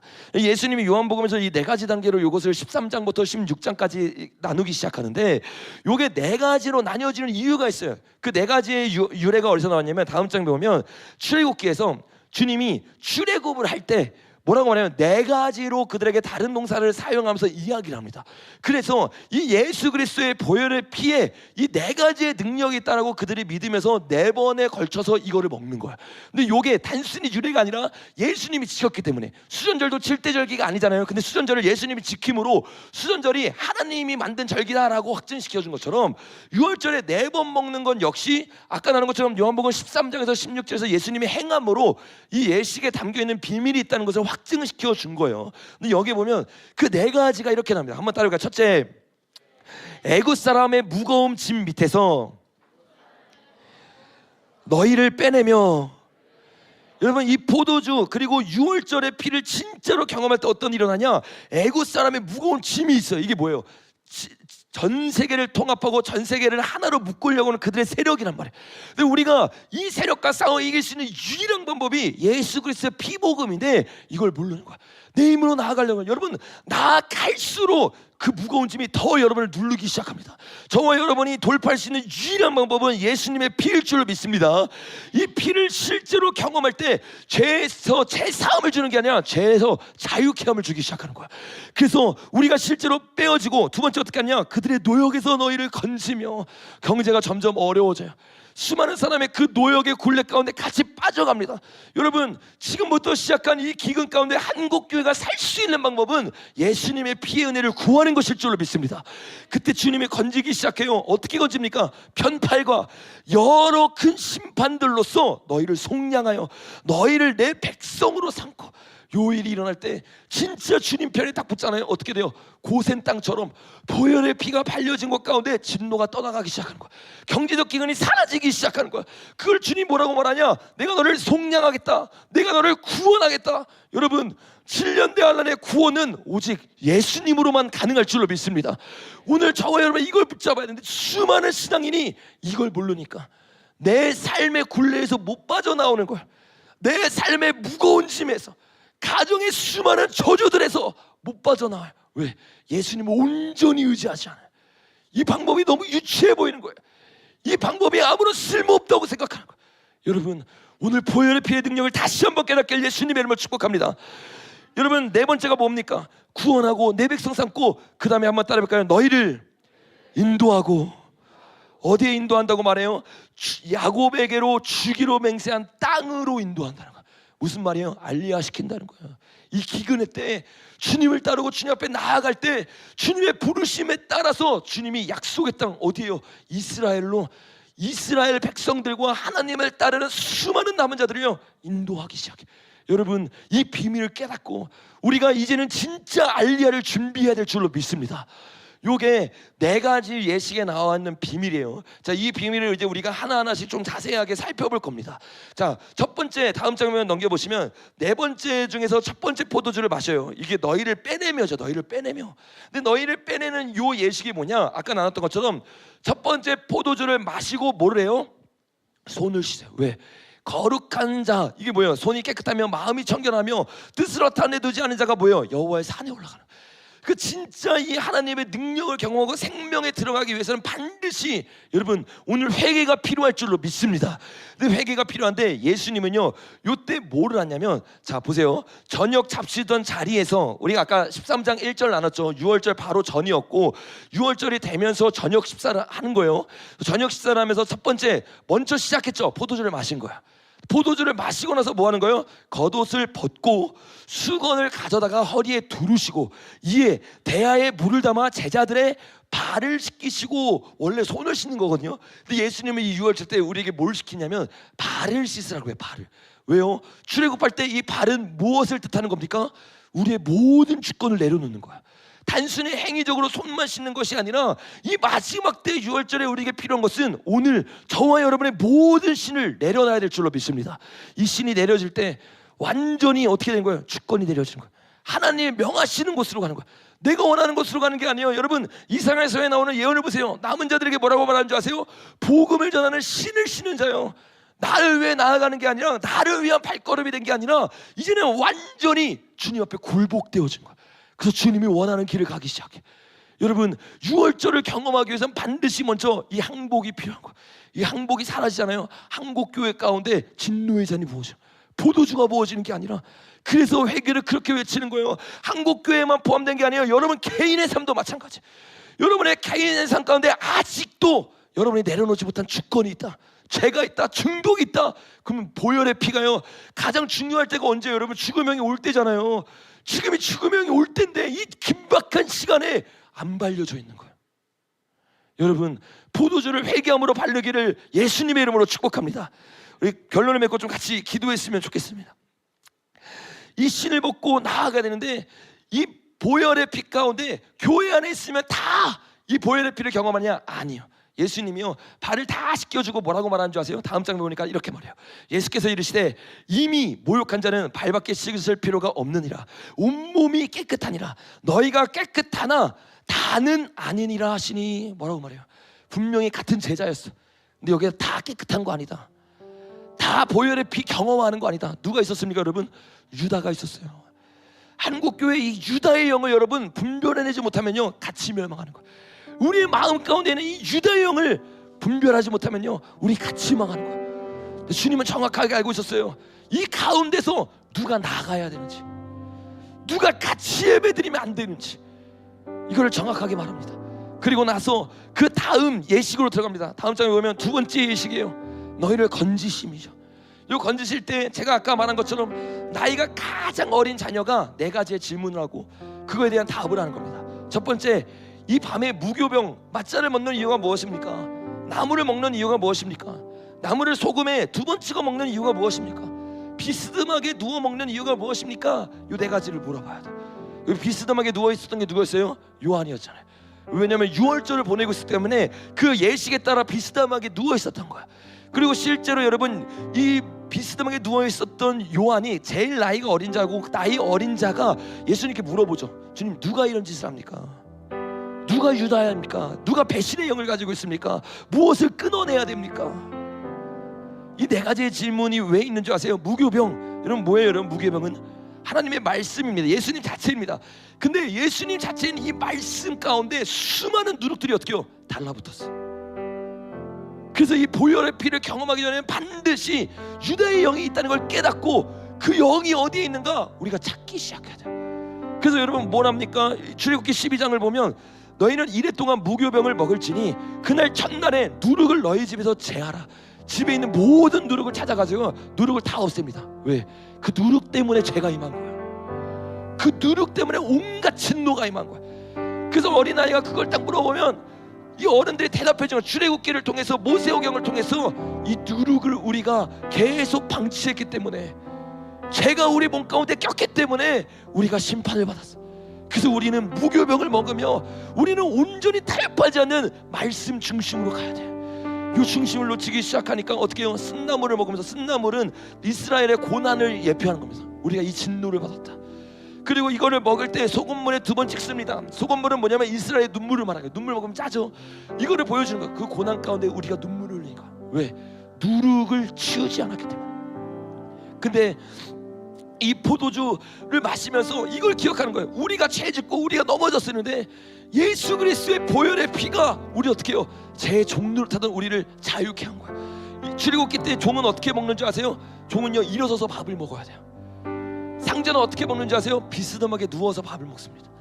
마지막에 비스듬하게 누워서 식사하는 이유는 뭐냐? 죄의 종됐던 우리를, 우리의 죄 때문에 죄의 종로를 타며 눈물을 흘리던 우리를 주님이 구원하셨다. 예수의 보혈의 능력이 우리를 지금 이 자리에 있게 했다. 그래서 그것에 대해서 감사하면서 요 두 번째 예식이 끝나면서 시편 133편부터 134편까지 찬송시를 올립니다. 너무 놀라운 것은 네 번째 예식이 끝나면서 시편 115편부터 118편까지 하거든요. 그리고 119편으로 넘어가면서 어떻게 돼요? 120편의 성전의 노래 넘어가는 거야. 진짜 주님 앞에 예배를 드리며 이 6월절을 경험해야 되는 시즌이 7년 전에 오기 바로 직전이 지금 이 시즌이라고 정확하게 예표하고 있는 거야. 여러분, 지금 이 시즌 가운데 우리가 무교병과 쓴나물의 과거의 우리의 죄를 기억해야 될 줄로 믿습니다. 그리고 은혜를 주신 주님 앞에 다시 한번 나아가야 될 줄로 믿습니다. 그럼 우리가 어떻게 기도해야 되냐? 다음 장면에 보니까 요한이 이렇게 기도했습니다. 그가 예수의 가슴에 그대로 의지하여 말하되 주여 누구이니까? 누가 이 유월절을 망치고 있습니까? 누가 배신하는 자입니까? 누가 골방 속에 숨어있는 도비아입니까? 누가 우리 예배를 마치고 있는 유다입니까? 물어보기 시작합니다. 그리고 그 가운데 우리의 죄들이 드러나기 시작하는 겁니다. 유다의 죄가 어떤 사람은 음란이에요, 어떤 사람은 수많은 탐욕이에요, 수많은 명예예요. 같은 몸을 가지고 있는데 같은 지체라고 말하는데 사실은 주님을 이용하고 있었다. 유다의 영 가운데는 탐욕이 있었어요. 하나님을 섬기는 목적이 분명했습니다. 바실레의 통치가 아니라 자신의 나라를 만들고 싶었던 거예요.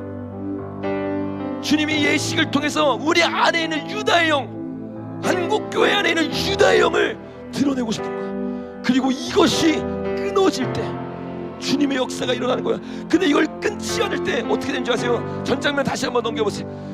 그 첫날에 누룩을 너희 집에서 제하라. 근데 뭐래요? 제하지 않으면 주교병을 먹는 자는 이스라엘에서 끊어질 거다. 요셉의 창고에서 끊어지는 거야. 노예의 방주에서 끊어지는 거야. 왜? 주님의 경고의 메시지를 듣지 않고 구별하여 나온 것이 아니라 타협하여 예수와 함께하고 있는 거야. 세상의 죄와 세상의 가치관과 함께하고 있는 거야. 오늘 저와 여러분의 영의 고백이 요한의 고백처럼 주님, 내가 회개할 것이 무엇이냐고 물어보고 조명받길 예수님의 이름으로 축복합니다. 그때 조명이 일어나요. 그게 다음 장에 보면 세 번째 예식입니다. 세 번째 예식 때 뭐를 먹느냐? 떡을 먹어요. 이 떡이 하나님의 말씀이, 타협하지 않는 하나님의 말씀이 우리 가운데 들어가기 시작, 비춰지기 시작. 이 비춰진 가운데 우리 안에 있는 유다가 걸러줘야 돼요. 여러분, 다음 장면에 보니까 이렇게 말합니다. 예수께서 대답하시되 내가 한 조각을 찍어다가 주는 자가 그니라 하시고 또 한 조각을 찍어다가 가룟 시몬의 아들 유다를 주시니. 유다의 영이 밝히 드러난 거예요. 뭐를 통해? 하나님의 말씀을 통해. 오늘 우리가 듣고 있는 하나님의 말씀을 통해 저와 여러분 가운데 그동안 숨어있던 모든 누룩이 드러나야 될 줄로 믿습니다. 지금 드러나지 않으면 심판대에서 드러나는 거야. 한국교회가 지금 회개하지 않으면 심판대에서 그 모든 누룩이 드러나기 시작해요. 근데 주님은 그 누룩을요 완전히 깨트리고 분별하게 하세요. 언제? 예수님을 먹기 전에. 여러분 그거 아세요? 유월절 때 유다가 언제 쫓겨나느냐? 떡을 먹고 어린 양 고기를 먹는 겁니다. 어린 양 고기 먹기 전에 떡 먹고 나서 유다가 그 조각을 받고 곧 나가니라. 수많은 크리스천들이 유다와 같은 신앙생활을 했어요. 어린 양이 내 안에 없어요. 어린 양을 먹고만 쉬지 않았어요. 주님과 인격적인 교제가 없어요. 근데 겉으로는 봉사도해, 겉으로는 주님도 따라, 겉으로는 주님을 위한 척해. 이게 유다의 영이란 말이야. 바리새인의 영이란 말이야. 서기관의 영이란 말이야. 주님은 이 오늘 6월절 목요일 시점 가운데 우리 안에 있는 가룟 유다의 영을 완전히 깨트리기 원하실 줄로 믿습니다.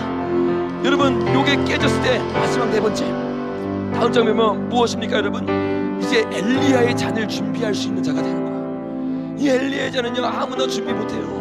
이 세 가지가 준비된 자가 엘리야의 잔을 준비해요. 이 엘리야의 잔이 무엇입니까? 다음 장면에 보면 엘리야의 이름의 뜻이 뭐냐면 나의 하나님은 여호와시다.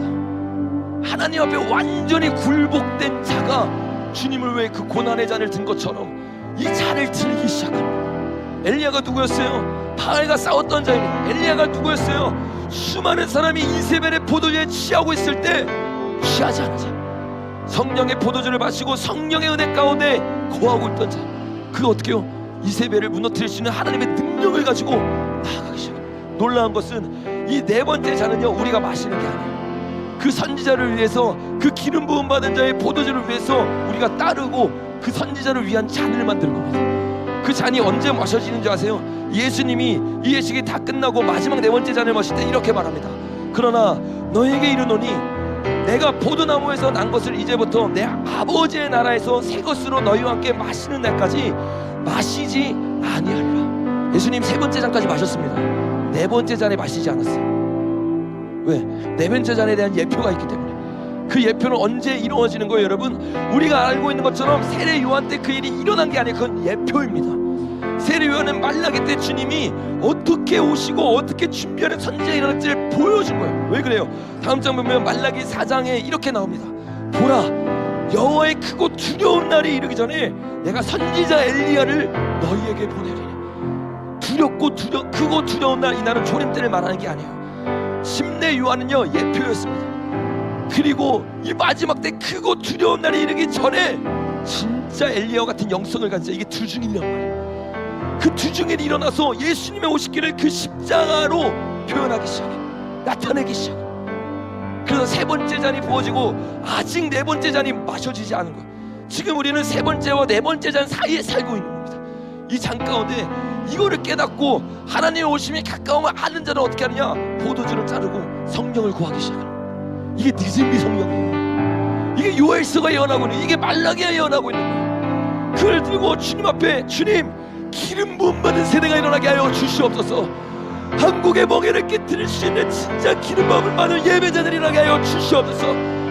여러분, 그 주중인과 14만 4천과 그들과 함께하는 남자들의 특징은 뭐냐? 이렇게 말해요. 자녀들의 마음을 그들의 아버지께 돌이키게 하리라. 이들의 핵심 사역은요, 회개의 사역. 저와 여러분이 이 세 가지의 잔을 마시고 주님 편에 돌아섰다면 이제는 사람의 눈치를 보는 자가 아니라 회개하라 전국에 가까이 왔다를 외쳐야 될 줄로 믿습니다.